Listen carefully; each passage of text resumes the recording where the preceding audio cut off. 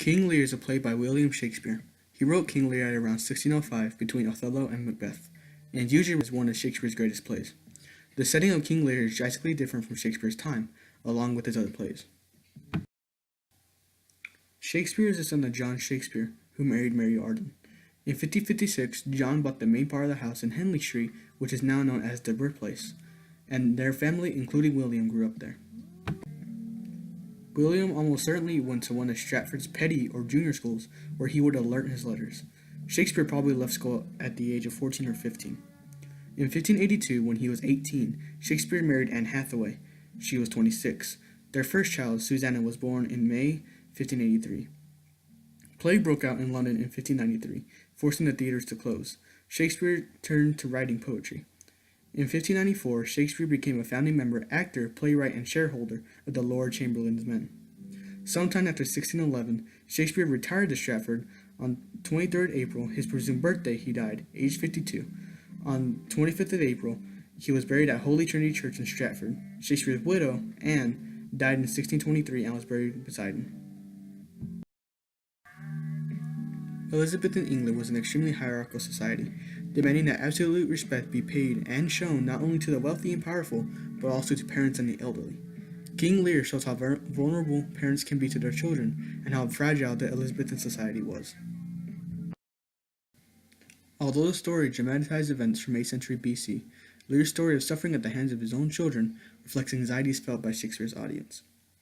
The story begins at the house of Gloucester, while Gloucester introduces Kent, a follower of King Lear, to his illegitimate son, Edmund, discussing how his legitimate son, Edgar, is way better than Edmund in basically every way, while also proclaiming how much he still loves Edmund despite his inferiority.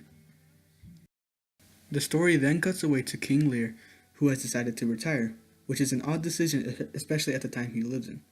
He announces his plan to divide the kingdom among his 3 daughters. He commands his daughters to say which of them loves him the most, promising to give the greatest share of land to that daughter, so that he can still technically be king without having responsibilities. The 2 older sisters, Goneril, basically says, "Dad, I love you so much you have no idea," while Regan says that she loves Lear the same as Goneril. Lear is convinced by this and gives Goneril the largest share and Regan the second largest. When it's Cordelia's turn, the youngest sister, she has no words to describe her love for her father. King Lear gets angry at this and disowns her. The King of France still wishes to marry her, and they are sent away without King Lear's blessing. Lear quickly learns that he made a bad decision. Goneril and Regan swiftly begin to undermine the little authority that Lear still holds. Unable to believe that his beloved daughters are betraying him, Lear slowly goes insane. He flees his daughters' houses to wander on a heath during a great thunderstorm, accompanied by his fool and by Kent, a loyal nobleman in disguise. Meanwhile, an elderly nobleman named Gloucester also experiences family problems. His illegitimate son Edmund tricks him into believing that his legitimate son Edgar is trying to kill him. Fleeing the manhunt that his father has set for him, Edgar disguises himself as a crazy beggar and calls himself Poor Tom. Like Lear, he heads out onto the heath. When the loyal Gloucester realizes that Lear's daughter have turned against their father, he decides to help Lear in spite of the danger. Regan and her husband, Cornwall, discover him helping Lear, accuse him of treason, blind him, and turn him out to wander the countryside. He ends up being led by his disguised son, Edgar, towards the city of Dover, where Lear has also been brought.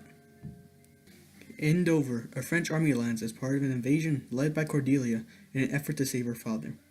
Edmund apparently becomes romantically entangled with both Regan and Goneril, whose husband, Albany, is increasingly sympathetic to Lear's cause. Goneril and Edmund conspire to kill Albany. The despairing Gloucester tries to commit suicide, but Edgar saves him by pulling the strange trick of leading him off of an imaginary cliff. Meanwhile, the English troops reach Dover, and the English, led by Edmund, defeat the Cordelia-led French. Lear and Cordelia are captured. In the climactic scene, Edgar duels with and kills Edmund. We learn of the death of Gloucester. Goneril poisons Regan out of jealousy over Edmund, and then kills herself when her treachery is revealed to Albany. Edmund's betrayal of Cordelia leads her to needless execution in prison, and Lear finally dies out of grief at Cordelia's passing. Albany, Edgar, and the elderly Kent are left to take care of the country under a cloud of sorrow and regret. One symbol is a storm, which appears in Act 3. In Act 3, the storm echoes Lear's inner turmoil and mounting madness. It is a physical, turbulent, natural reflection of Lear's internal confusion.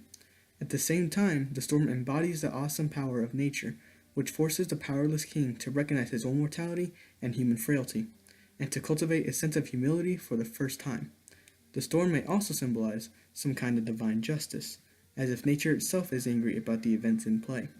Finally, the meteorological chaos also symbolizes the political disarray that has engulfed Lear's Britain. Another symbol is blindness.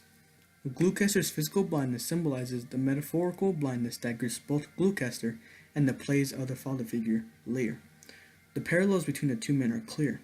Both have loyal children and disloyal children. Both are blind to the truth, and both end up banishing the loyal children away and making the wicked ones their heirs. Only when Gloucester has lost the use of his eyes and Lear has gone mad does each realize his tremendous error. It is appropriate that the play brings them together near Dover in Act 4 to commiserate about how the blindness to the truth about their children has cost them dearly. King Lear is a brutal play, filled with human cruelty and awful, seemingly meaningless disasters.